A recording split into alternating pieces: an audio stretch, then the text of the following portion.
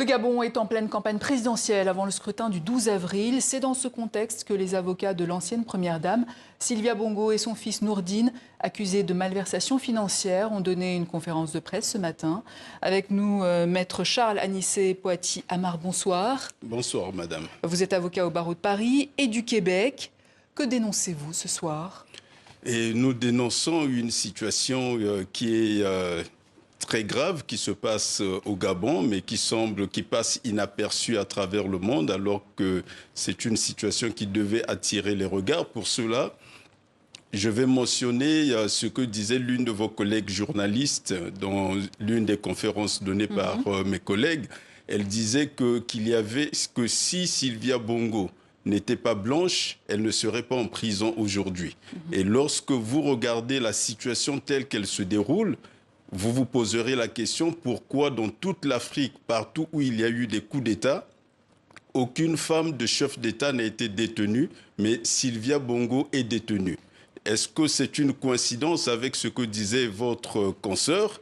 La question mérite d'être posée. Mais au-delà, il faudrait regarder les faits tels qu'ils sont. Mais on est bien d'accord qu'elle est inculpée pour blanchiment de capitaux, recel, faux et usage de faux. Le seul blanchiment qu'il y a dans cette affaire, c'est le blanchiment judiciaire, qui consiste à convertir en affaire judiciaire un crime qui a été commis contre Madame Sylvia Bongo et son fils. C'est le crime d'enlèvement et de séquestration de personnes. Parce qu'il faudrait rappeler, avec tout le respect dû aux autorités en place au Gabon, aux institutions et le respect dû au peuple gabonais, il faudrait rappeler qu'à partir de la nuit du 29 août 2023 jusqu'à la prestation de serment de M. Oligui Nguema, pendant cette période, ces personnes qui sont des militaires étaient en rupture de banc avec l'ordre militaire, l'ordre républicain et toutes les lois. Et donc, du coup, que s'est-il passé?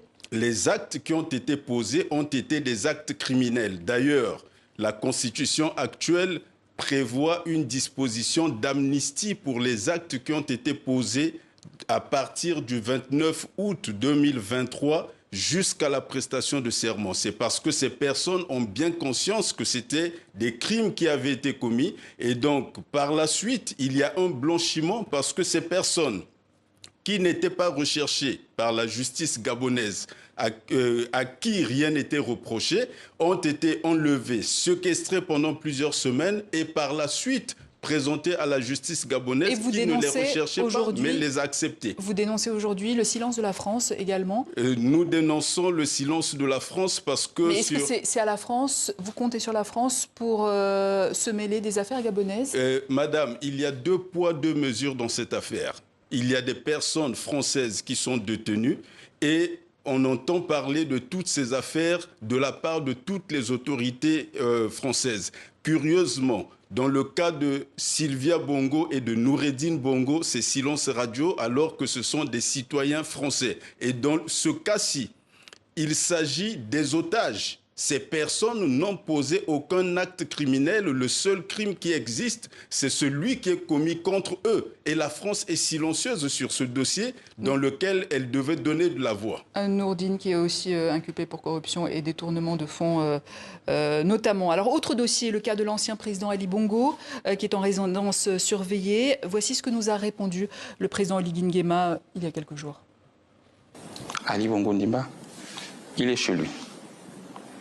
Il est libre de ses mouvements. Vous pouvez même aller le voir. Il n'est pas en résidence surveillée. Il arrive à voir sa maman. Il arrive à voir sa sœur Pascaline. Dernièrement, je pense qu'il est allé au zoo pour regarder les lions et les oiseaux. Voilà, vous souhaitiez réagir par rapport à cette phrase. Oui, avant de répondre à cela sur Nourdine Bongo, puisqu'on va vers la fin, je dirais qu'il faudrait... On n'a plus que 45 secondes. D'accord. Il faudrait dire que le président Ali Bongo n'est pas libre de ses mouvements et il ne s'est jamais rendu ni au zoo, ni à un quelconque autre endroit. Et s'il était libre, il rendrait visite à sa femme et son fils qui sont en détention. Et aujourd'hui, il faudrait tenir compte de la situation dans laquelle il se trouve, lui. C'est un homme réduit par la maladie, mais qui sait que face à l'abandon de la France de sa femme et de son épouse. Il est le dernier rempart, le dernier bastion. Malgré cette difficulté, il reste sur place parce que c'est la dernière corde à laquelle s'accrochent sa femme et son fils. C'est donc votre réponse à vous au propos du président Oligui Nguema. Maître Charles Anissé Poitiers-Amar, merci.